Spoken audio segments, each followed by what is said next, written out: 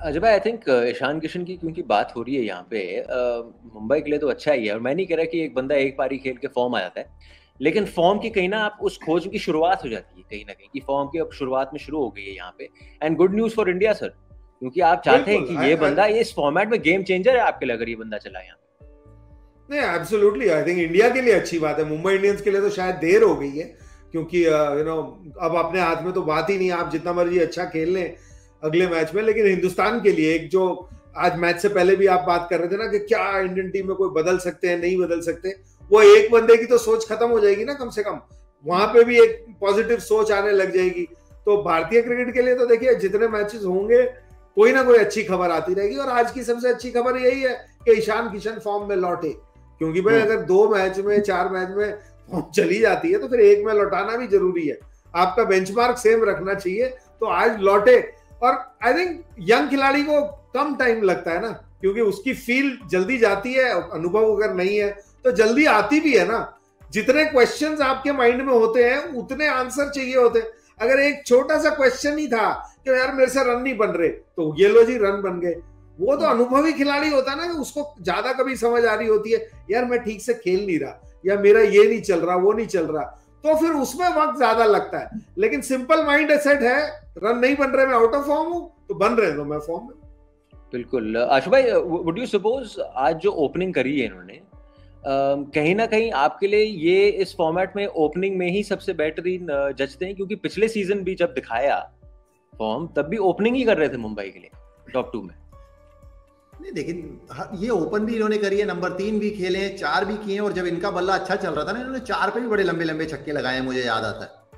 पर अब आज तो जिस तरीके की टीम बनी हुई है कि क्विंटन डिकॉक को आपने निकाला, तो लाजमी सी बात है इन्होंने ही बतौर सलामी बल्लेबाज खेलना था। तो ये जब अच्छा खेल रहे हैं तो हर जगह रन बनाए, पर हाँ ओपन पे अगर मिल जाए तो फिर क्या कहने। और खास तौर पर जब पिच हो अच्छा, आज के जैसा नहीं, आज आप छोड़ दीजिए, अगर आबू धाबी में जैसे एक दिन चला था जिस दिन सीएसके को हराया आरआर ने, या हमने दुबई में कभी कभार देखा जब रात को अगर पिच अच्छा हो बल्लेबाजी के लिए, तो वहां पर तो इनको ओपन अगर आप कराएंगे तो आपके ज्यादा बेहतर मौके मिलेंगे। क्योंकि सबसे पहले जब खेलने आओ ना, तो और खासतौर पर जब पहले बल्लेबाजी हो, तो कोई उस तरीके का दबाव नहीं होता ना कि इतने चेस करने या पिच ऐसे खेल रही है वैसे खेल रही है। तो ये तो चाहते हैं, ये उस तरह के खिलाड़ी हैं, और T20 मुकाबला कि इनको खुला माइंड मिले, सब कुछ खुला इनको जाने दीजिए, क्योंकि जिस दिन बल्ले पे लगेगी तो उस दिन गेम चेंजर है ना। अब तो गेम्स भी वैसे काफी कम रह गए। ईशान किशन के पोस्ट मैच कुछ कमेंट्स आए इन पर्टिकुलर, जो इनसे पहला जो मुकाबला था वहां पे हमने एक दृश्य देखा अच्छा, कि वहां पे बैंगलोर के कप्तान, इंडियन के जो कप्तान थे, विराट कोहली ने उनको कंधे ऊपर रखा, उनसे बातचीत कर रहे थे, ड्रॉप हुए थे उस मुकाबले में।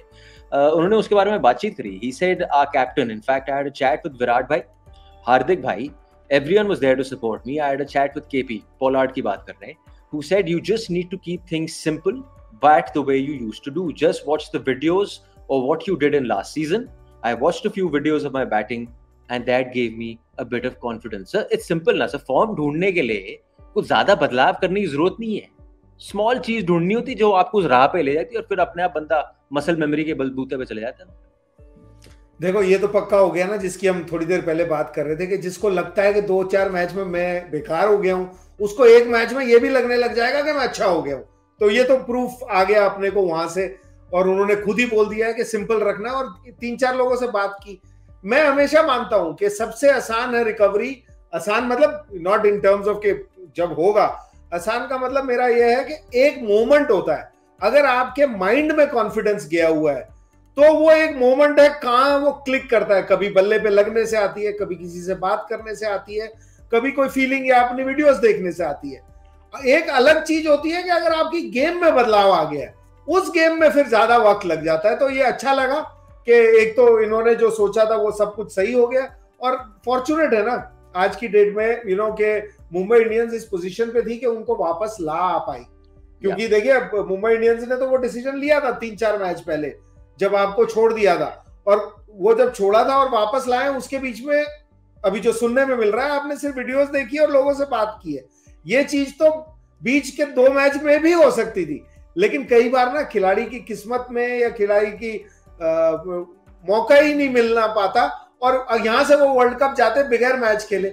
मानिए मुंबई इंडियंस जीतती हुई आ रही होती और अभी तक 7 होता, और एक मैच लास्ट हारती और क्वालिफाई नहीं करती और इनको खेलने का मौका नहीं मिलता, तो ये उस माइंडसेट से वहां पहुंचते। तो फिर एक मैच वेट करते। तो भारतीय टीम के लिए बहुत अच्छा हो गया, और ये तो अच्छी बात है ना, एक अच्छी बात है कि आप जिसके पास गए, जिससे बातें की, आपने शेयर भी किया, तो एक दिखाता है कि आदमी अगर डाउन एंड आउट है तो ऐसा नहीं है गुब्बू करके रूम में बैठ गया, वो खुल के तैयार है, वो एक्सेप्ट कर रहा है, मेरे माइंड में ठीक नहीं चल रहा, आप मुझे कोई राह दिखाइए। और जब आप राह ढूंढ रहे होते हैं ना, तो ऐसे एक ग्रेट खिलाड़ी आपके आसपास है, केपी इतने सालों से खेल रहे हैं, हार्दिक से आपकी इतनी दोस्ती है, और इंडिया के कप्तान जो है वो जब आपको राह दिखा रहे हैं तो थोड़ा सा आसान हो जाता है। तो अच्छा लगा सुन के कि एक यंग खिलाड़ी जो कहीं भटक गया था इन जंगलों में निकल गया।